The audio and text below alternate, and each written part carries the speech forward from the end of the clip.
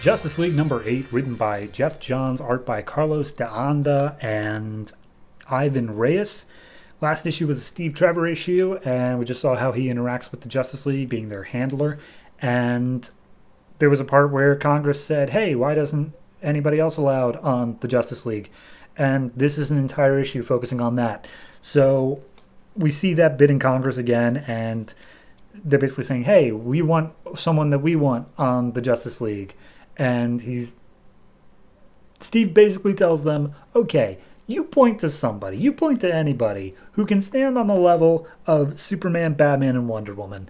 And then we cut over to Green Arrow, who's running downtown, being shot at by all these lasers, just screaming, what the hell am I doing here?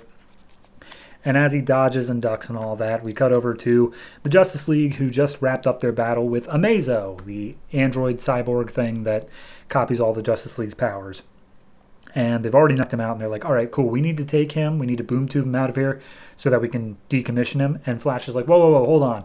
Every time you boom tube a lot of people, you get unstable, and occasionally you accidentally teleport us to Darkseid's planet of Apocalypse.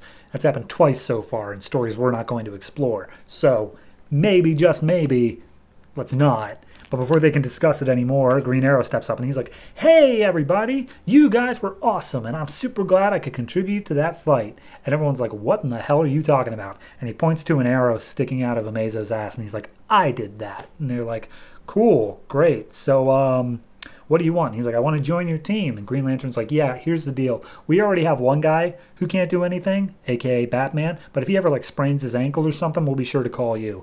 Just kidding, Batman, we're not going to call him. But then Superman's like, well, all right, hold on. We shouldn't discount him just out of the gate. But then Aquaman steps up and is like, no, we are not including Green Arrow. I know him. He's a dick. And immediately Green Arrow's like, yeah, we got a history, don't we? Which we don't know. We've never seen. And from my research, we will never see. So enjoy that little bit of nothing. So anyway, as the team starts making their way out, because they do still have to deal with Amazo, Green Lantern's like, yeah, here's the deal. We already got one green guy, so maybe if you change your name to Blue Arrow, we'll consider it. And they boom tube out of there, and then Green Arrow is just pissed. Cut to 1 week later. It's the night of the Owls. Talons are attacking some federal agents that are on a plane, and the Justice League is there to stop them while Batman's doing his own thing. And so they all start fighting off these Talons. And they realize that, okay, these guys are technically undead, so we can attack them all we want. Wonder Woman has no problem with that. She's pulling out the sword. But then as a Talon gets to sneak up behind Cyborg, Arrow comes out and shoots it. And they're like, Green Arrow, how did you even get up on this plane? He's like, I was already on the plane by the time before you guys got here. I'm ready to go. I'm super on the ball. And he's ready to attack the Talons, but then one of the Talons pulls out a grenade. The plane blows up, and Green Lantern makes some balls protecting everybody that needs protecting. And Green Arrow's like, so, what do you say? Am I in? And they just drop him in the middle of a desert and leave him. Then cut to another week later. Justice League is battling some cultists, and apparently they're all choking on some knockout gas. And they're like, where'd this knockout gas come from? And when you know, it's Green Arrow. And immediately, all the news people around are like, oh, who's this new member? Is he part of the team? And Green Lantern's like, nope, he's a fan who helped out. And then Aquaman grabs Green Arrow by the collar and is just like, if you don't stop following us, we're going to pick this up where we left off. Which, again, we never find out what that is. So they boom tube out, and the Justice League gets all the credit, which Green Arrow is pissed about. Goes back to his lair or whatever, and Steve Trevor's there, and he's like, hey, Green Arrow, Oliver Queen, I've done some research into you. And he's like, yeah, and I you. And are you here on behalf of the Justice League? Am I part of the team now? And they're like, no.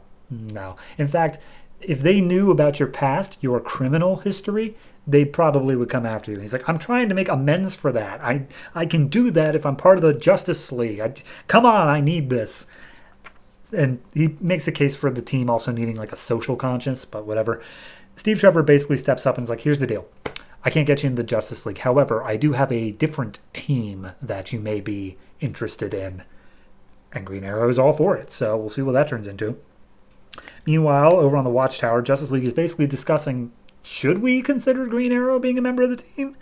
And some of the team's like, well, I mean, it wouldn't hurt. Like, in order to save the world, having more heroes would be good. Like, that'd be nice. But then they make the point of, well, we've always saved the world anyway. Like, we don't need anyone else to help.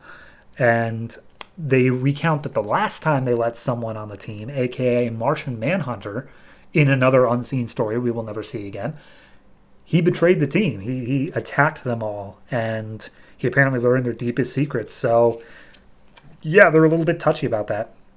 But then we cut to Earth, and we see Martian Manhunter's actually listening to them. He's out in the desert, and he's saying how they're not prepared for what's coming. And that's it. That's where we leave. It's just Martian Manhunter. Okay? So, I mean, I like this. I think it was a fun story, is the thing, of Green Arrow just coming in being like, you can just hear him singing his own theme tune, you know? It was very well told. I'm not big on Green Arrow in his own book right now, for many reasons, but I feel like this was a good characterization of him. I feel like this did a good job of telling a good story and just being like, yeah, he just shows up and he's trying to help and do his own thing. So, no, I definitely enjoyed this. The Martian Manhunter twist, I was aware that he was part of the Justice League and that something happened. I also am aware that I don't think we ever get real answers to what happened. So, yeah. Anyway, this issue on its own, I give an 8. I think it's very well done. I think it's a solid, just one and done sort of story of Green Arrow. They do a passing mention in the beginning of how Steve Trevor was a member of a Team 7, which I know is a book we're getting down the road. We're obviously setting up a new team with Steve Trevor and Green Arrow and probably some other people. We got a Night of the Owls tie-in thing here. There's just a lot that's all done in this one issue, and it's well done. It's a well done issue overall. So 8 for this, and I believe next issue we begin the majorly long arc of the villain's journey.